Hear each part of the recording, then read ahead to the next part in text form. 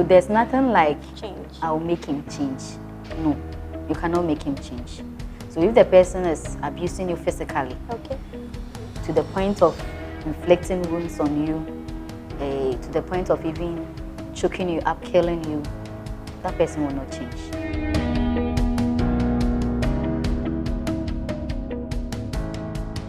Relationships are tough.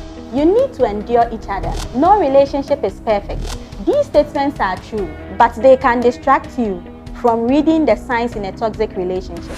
Today on the show, I have with me Mrs. Eunice to throw more light on toxic relationships and how we can manage them. Welcome, Auntie Eunice. Thank you. What is a toxic relationship? Toxic relationship. A toxic relationship is, let's say, in a relationship pertaining to a man and a woman. Okay. And there are issues of misunderstanding. That is not handled very well, and it tends to abuse. So is it always between a man and a woman, or it can be between a woman and a woman, or a man and a man? It can be any other relationship, but the commonest one that we see around is on the opposite sides, both male and female.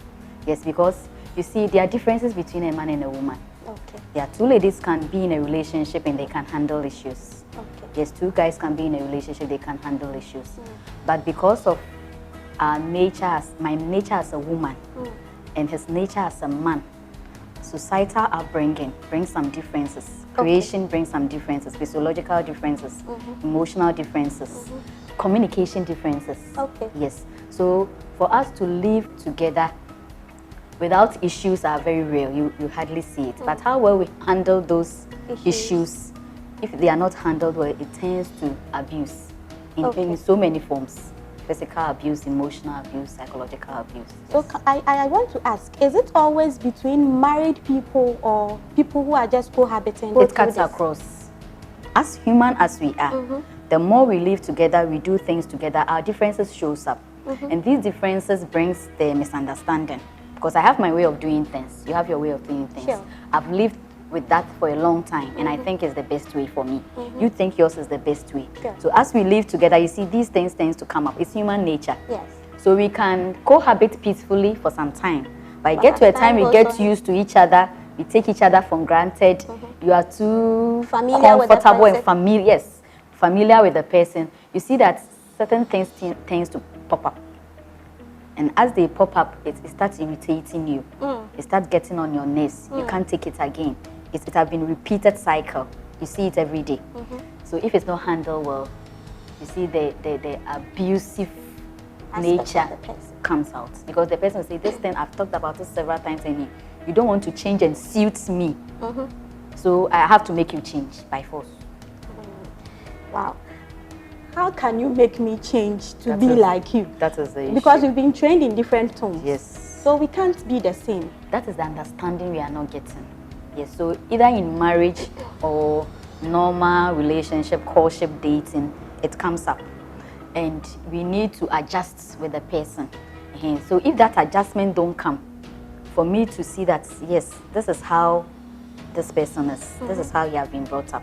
I have to appreciate that. And I have to love and live with him as he is. Okay. Yes, if that understanding don't come, then you see that we crash every time we come together. So what are some of the things that will make you know you are in a toxic relationship? Yes, the signs. Yes, the signs. The third sign is that you always tend to disagree. Okay. So to have a normal conversation, it's always ending arguments and fighting.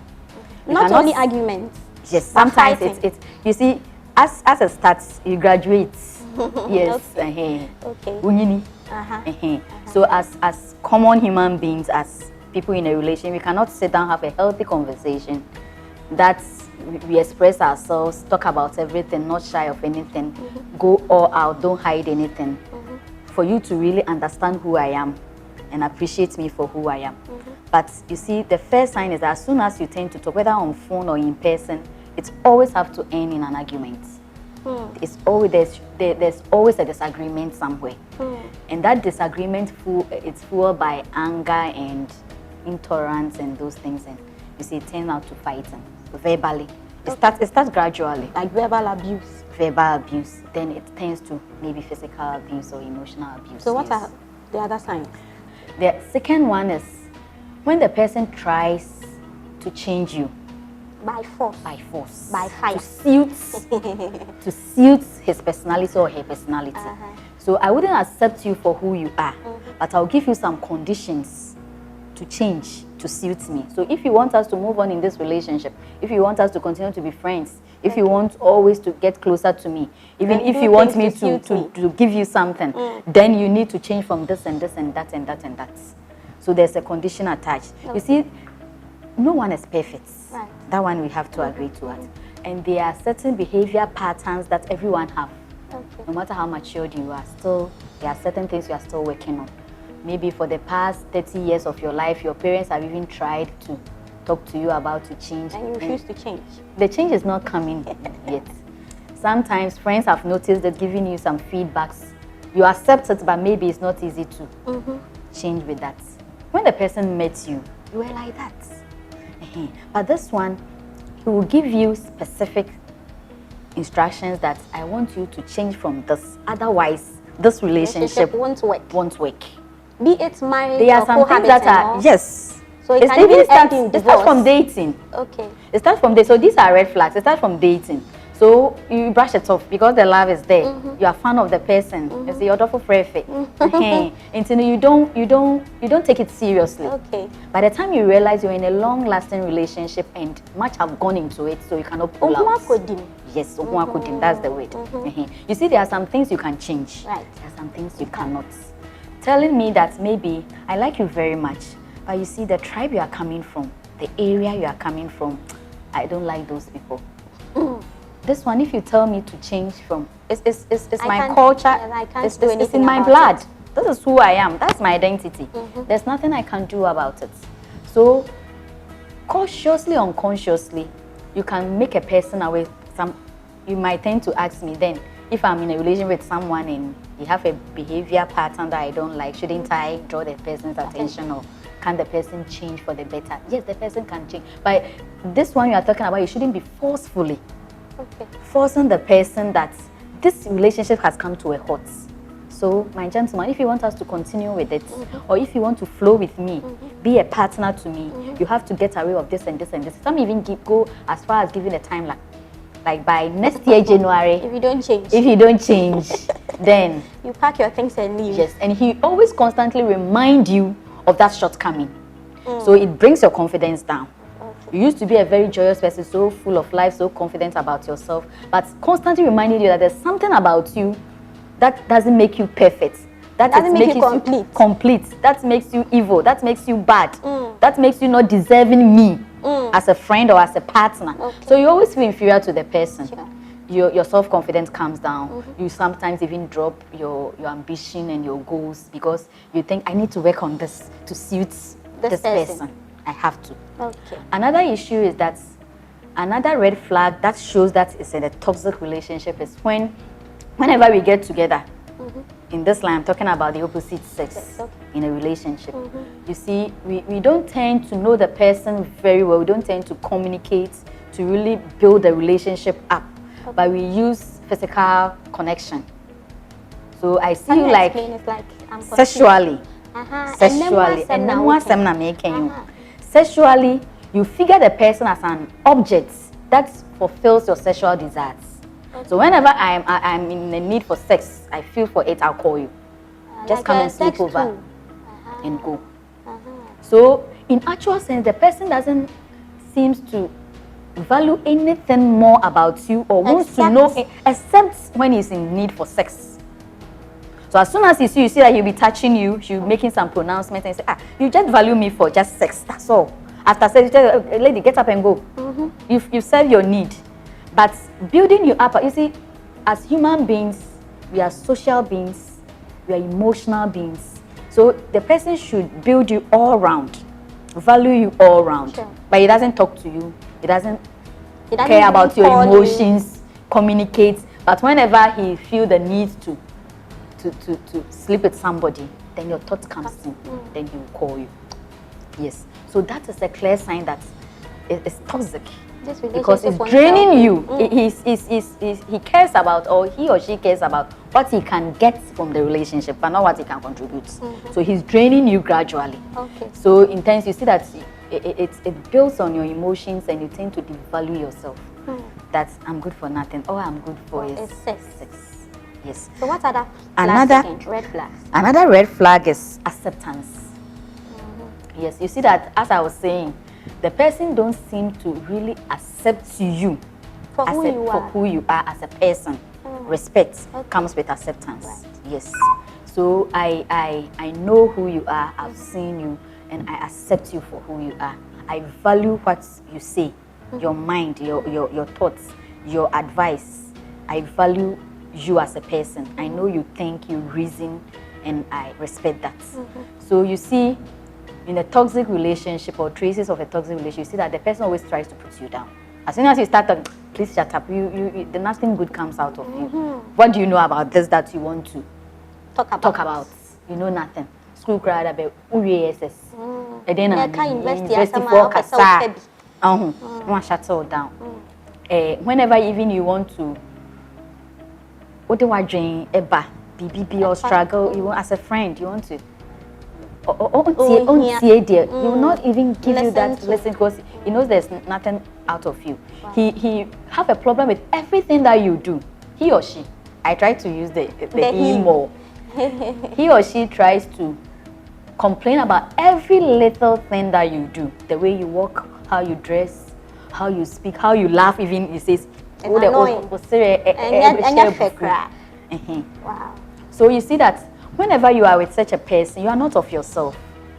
Because since the acceptance and all that, you also try to please the person. So you see, you are living in the shadows of your former self. When you are with other friends, you are okay.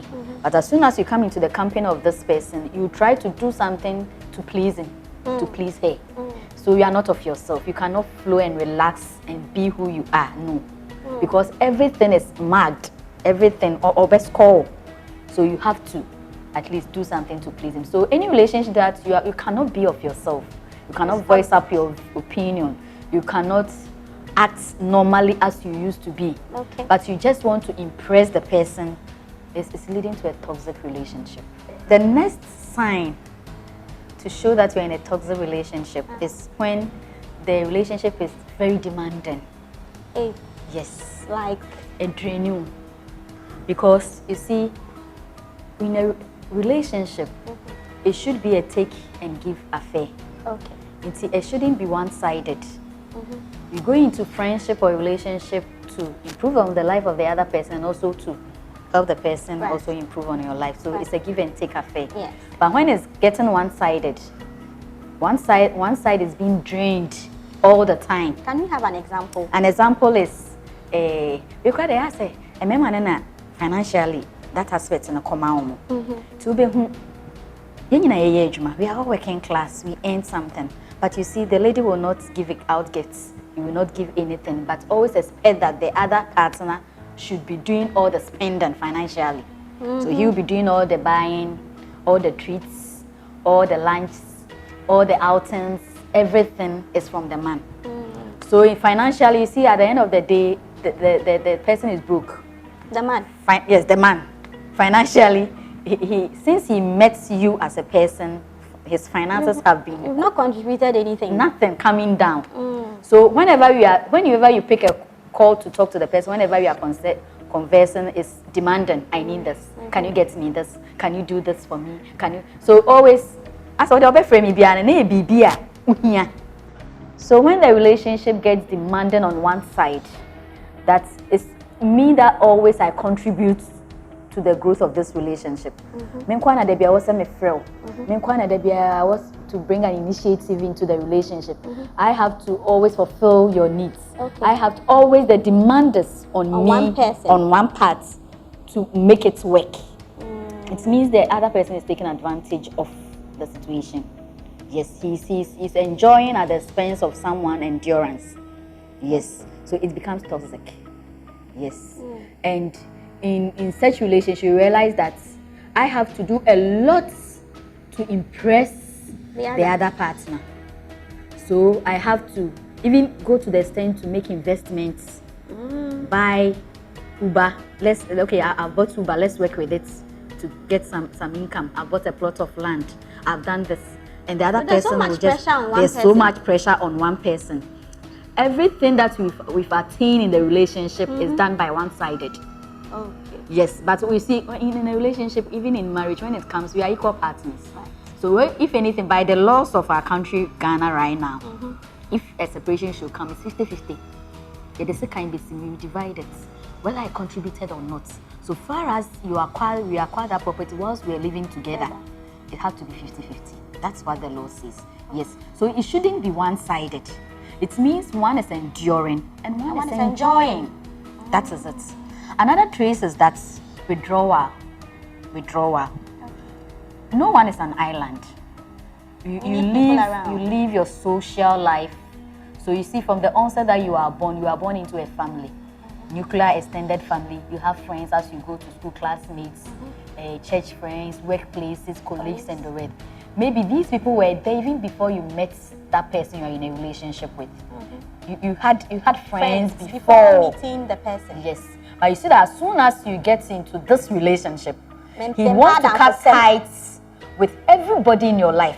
Some even go to the extreme of even cutting ties with your parents, cutting ties with close relatives. Don't call this, don't call that, don't visit this, don't visit that. That is it. So, and he makes these people look in your eyes as they are evil. They don't want any good thing for you. So I am the only person who is so caring, who is so loving, who really thinks about you. So rather confide in me, see me as the only true one, and let's forget about the rest. So it makes you an island. So he takes away all the lands away from you, and you are just surrounded by waters. So when the bad time comes, you can't fall on anybody. Imagine for about 2 years you haven't called your sister or a brother, and if the toxicity of the relationship starts setting in, whom are you going to call? Whom are you going to talk to? Yes. So rather he's preparing for the doomsday. Yes. So he wants to cut ties with anybody so that he can own you, possess I want to say, you. It's like he wants to control you. Yes. And in the faces of these people, the control will not be 100%. These people will be an interference. So rather, let me cut ties with all the other people who can come in and take full control, and I will be in charge of you. So it gets to a time that the only person you talk to is this person. The only person you discuss issues with is it. The only person who knows about all the things happening in your life is this person. The only person who can advise you for you to take it and apply it is this person. Wow. So he or she is all that you know. Yes. And the last one is when we have conflicting goals and values. Okay. As I already said, you see, we are coming from different backgrounds. Our upbringing are different. Experiences in life are different. Yeah. Imagine I didn't get the opportunity to live with my parents as I was growing up. I had to live with maybe a stepmother, an auntie, and uncle. Living conditions, maybe how richer my home was, how standard my home was. The experiences we went through shaped us. Even the program I read in school, the course I did, my line of career, it even influences my way of thinking. Sure. Yes. So we grew up with different goals and values in life. What I cherish, what I look forward to. How do I see myself in the next 10 years? What do I want to become? How do I rate my success as a person? Yes, it's different. So in a relationship, the person should know this. Okay. Acknowledge it and respect it, and help me to push to that goal. But in a toxic relationship or traces of a toxic relationship, you realize that the person just brushes off all your goals, all your aspirations, the things you cherish. He doesn't value it. He just brushes it away. But he rather wants you to take his or her own. By force. By force. Yes. So maybe I want to maybe study more, do my masters, get to this height. Depends as a woman. Why do you need masters for? After I can take care of you and your masters. You end up in the kitchen anyway. Forget about it. And woman me. I'll take care of you. I'm sure. How am I saying? So many people have been in a relationship that their dreams and goals have been just buried under the carpets. It didn't get anywhere. Because of the type of relationship or the person they got affiliated to. Some are dream killers. Yes, some people are dream killers. And time wasters. Yes. So they will just force you to fit into his goal and forget about you. But you see, the real person will not do that, but rather lift you up with your goals, make you a better person. So in a normal relationship, if you are doing a real evaluation about the relationship, the first question you should ask yourself is that, since I got involved with this person, as I wait, what can I say have contributed into my life? What have changed? What level have I gotten to? What impact has this person made upon my life?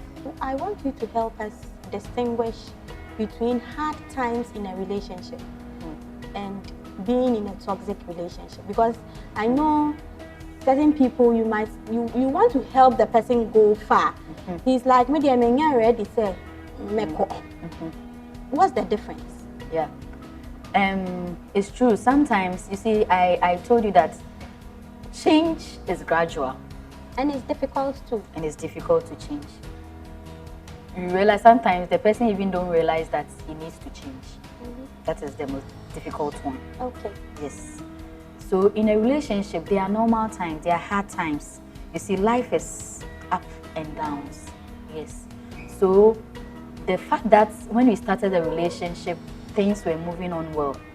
We used to do this, we used to talk well without any arguments. We argue well, we argue very healthy. We also appreciated each other. We shared visions and goals together. You supported me, I supported you. But it gets to a time that you see, as we know the person inside out, we tend to take certain things for granted. Sometimes too, it can be due to normal hardship in life. Okay. Yes. So you can weigh between the two and see if it's genuine. You will know the situation didn't used to be like this, but it has happened this way because of something that has happened. Something that has happened. For guys, you see, they are emotionally stable unless something external comes in, hits them, that changes their instability. But ladies, we are not like that. Ours is internal. Yes, sometimes we cannot give explanation for what is going on. So maybe I used to communicate very well with you. I wasn't moody, I was so fine. The next, for some time, you realize that I'm moody, I don't want to open up, I don't want to do this, I give you cheeky answers and those things. It can also happen that there are some internal changes within me that is causing that. So you should know the person, you should know the timing, you should know the external forces that is coming. Pushing the person to react like that. To react like that. But these things that I mentioned earlier on are things that from the onset of the relationship, you realize that it's there. You've never enjoyed any good time before. Right from the start, it's there. Some people will say, oh, I shall say no, a trainer or something. I shall say no, you were blindfolded with love. You didn't see realities. You didn't want to accept the situation as it is.